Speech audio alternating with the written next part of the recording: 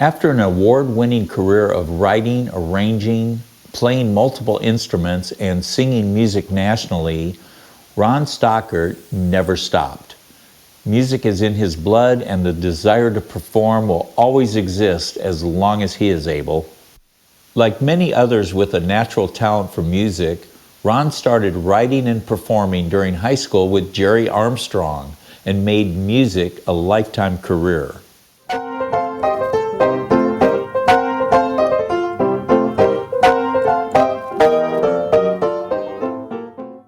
I first started playing with my buddy Pork in high school in Havana, Illinois. When we graduated, I went off to college, to Knox College in Galesburg, Illinois, and formed a soul band called The Bushes. And I believe it was probably Joel Wilson, the lead singer, that heard about the studio that Jerry had in Pekin and booked us some time, and we made this album over here called The Bushes. Most people think you're tough, they can look dead, but the girl knows that he can't stand it. Most people like the way that he moves, yeah, but the dog thinks that he's just feeling that groove, yeah. Yeah, they sold pretty good. We sold them off stage and on campus, and I believe we moved about 500 of them, and everybody was very excited about the group at that time. It wasn't long after the Bushes cut their album that Ron Stockert was back at Golden Voice playing keyboard on a 45 with Jerry Pork Armstrong. While I was playing with the Bushes, Pork Armstrong, my buddy, asked me to come in and sit in on a record. He had a group called Yellowbird, and we played Function at the Junction.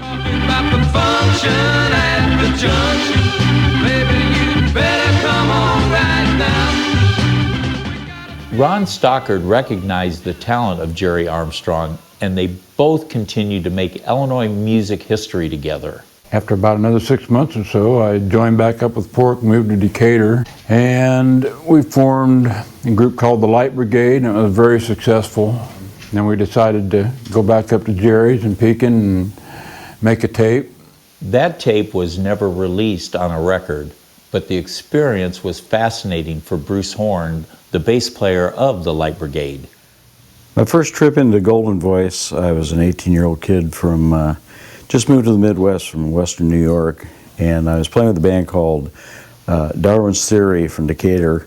Guitar player named Steve Hunter and I had written a bunch of songs, and we talked about it at band practice, and then we wanted to get these recorded, and fortunately some of the guys said, well, there's a recording studio over in Pekin we can go to. I said, really? And they said, sure, let's book some time. So we did that, came over, walked in, and I had never been in a real recording studio in my whole life, and I was just blown away. It was totally professional. Met Jerry, who put us at ease and told us just to get down there and start playing.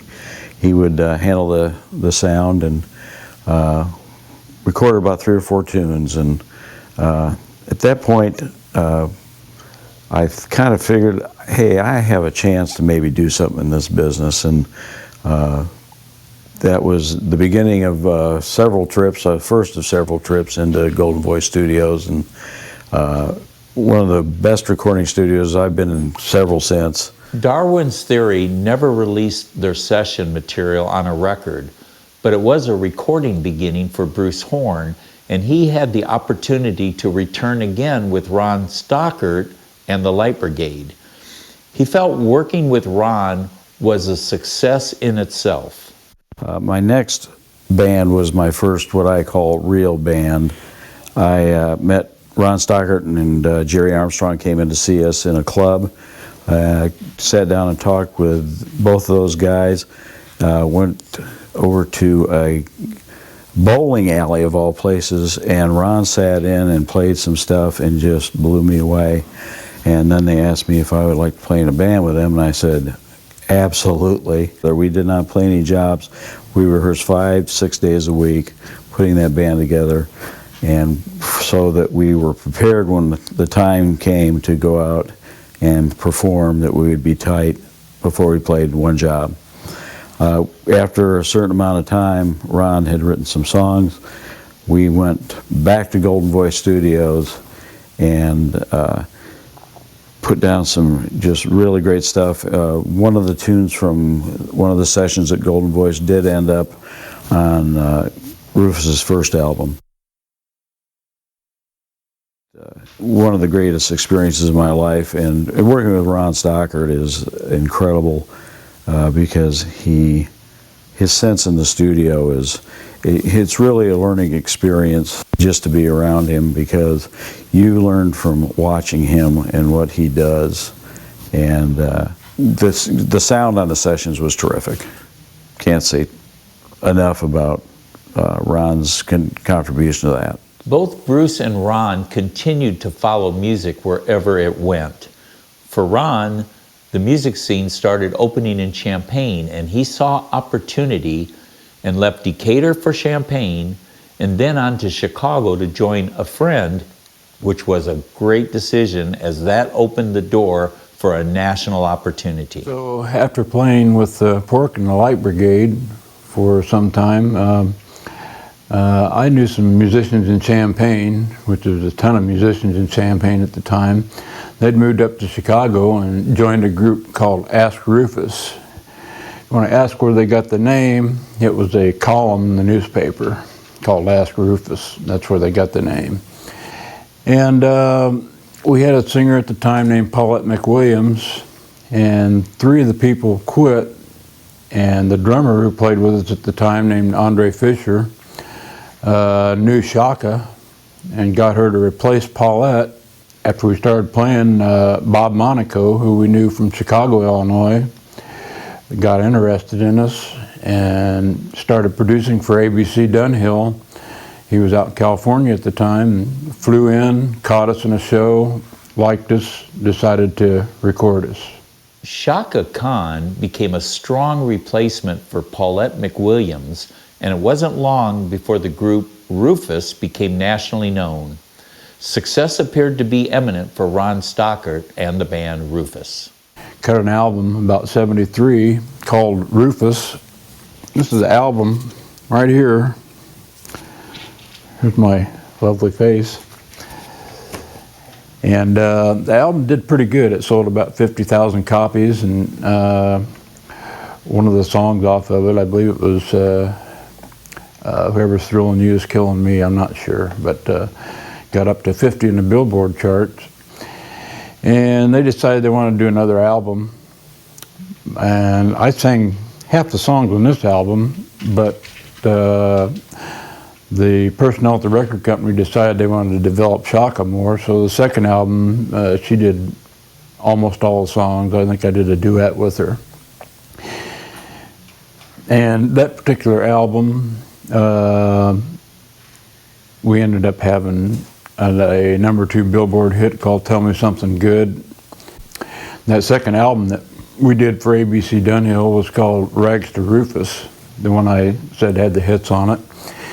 And for that particular record, we got 2 gold records and this baby right here, Grammy.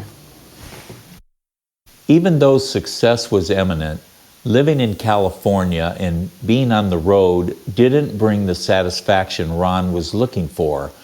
And he and 2 other musicians quit Rufus to become successful studio musicians. After leaving Rufus, Ron had an opportunity to play with and for many other artists. Among them were Ike and Tina Turner, Connie Stevens, Three Dog Night, Etta James, and many others. As for Bruce Horn and Jerry Armstrong, they went in a different direction, but not for long. Within the next year, they made connections with Tim Irvin, and Bruce Horn would become a part of the group called Timothy P. and the World Route 3. Tim Irvin recorded at the Golden Voice in 1967 and established a musical career and legacy that continued on throughout his lifetime. He was already part of the music scene with Don Easted, Butch Ektrum, Rick Francisco, and Kim Mariner when they decided they were ready to record their music. The first time I went to Golden Voice Recording Studios was in 1967. I was 20 years old, and we took our band, the Shattertones, over there and recorded 2 songs. And with my warped sense of humor, we put it out on Broken Records. And the songs were Try Me by James Brown, I need you.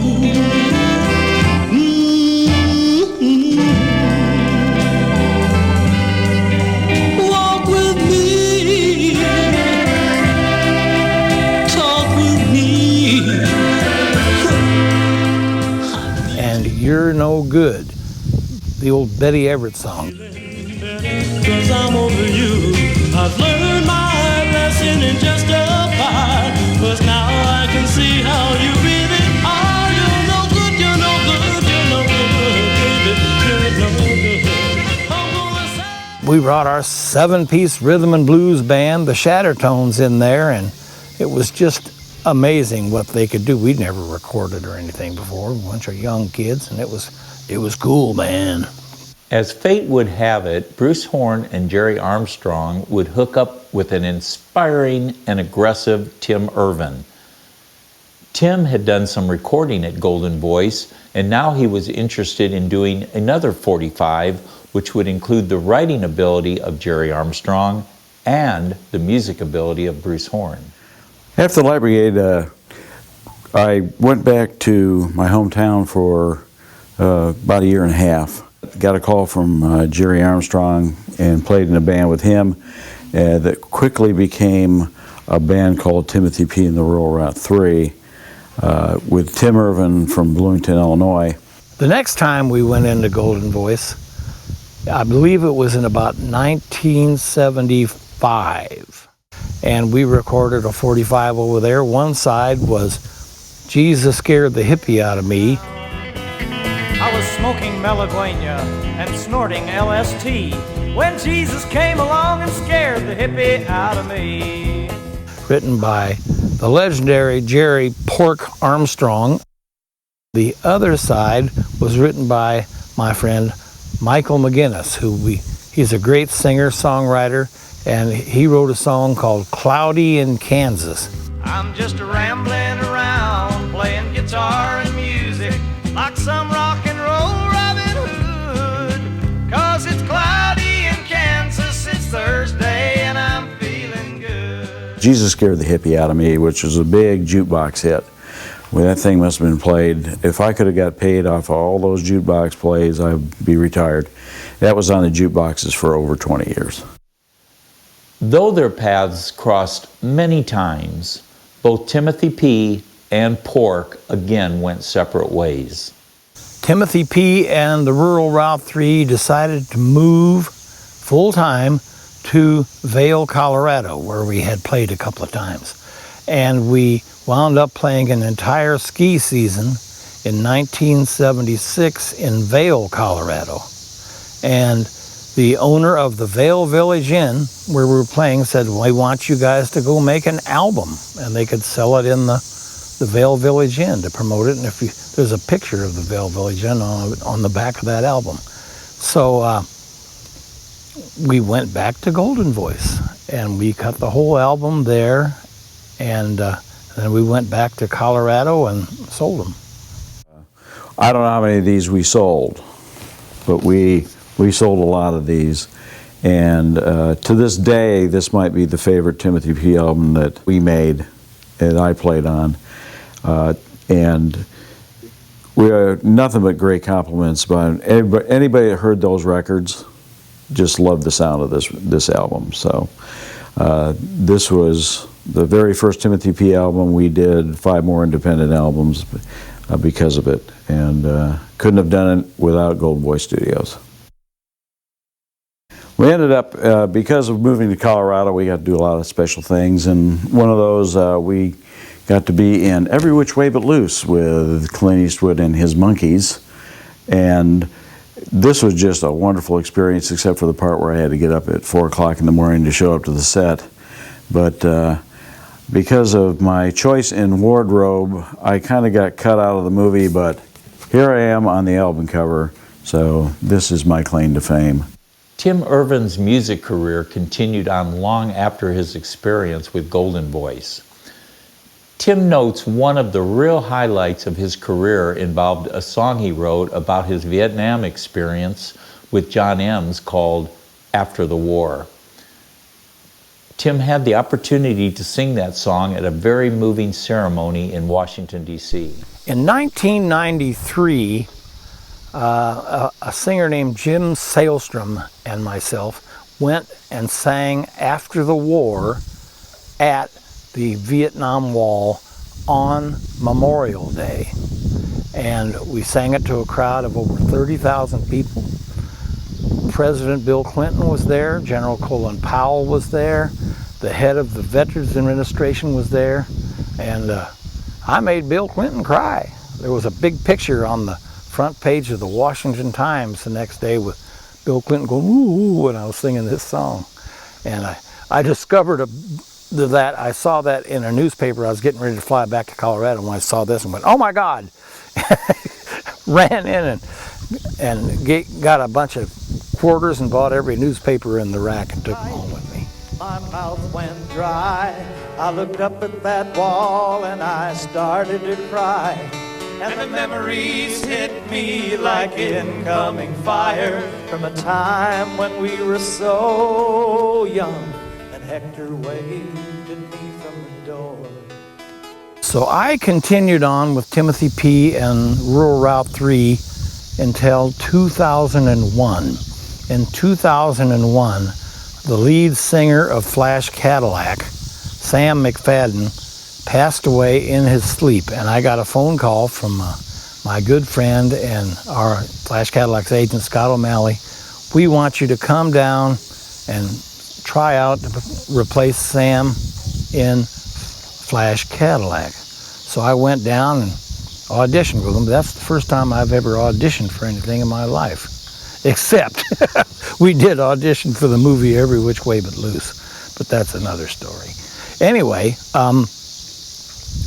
I went down and met these guys and sang some songs, and they said, yes, you have the job. So that's how I wound up being with Flash Cadillac. Flash Cadillac will always be remembered for their song, At the Hop, which was featured in the Universal picture American Graffiti, and their performance of Youngblood in the Happy Days show Johnny Fish and the Finns.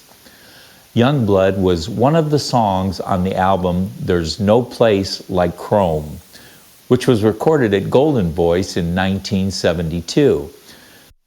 50 years later, you can still experience the music of Tim and Flash Cadillac and the beginning of rock and roll in various cities throughout our country as they perform their music along with symphony orchestras.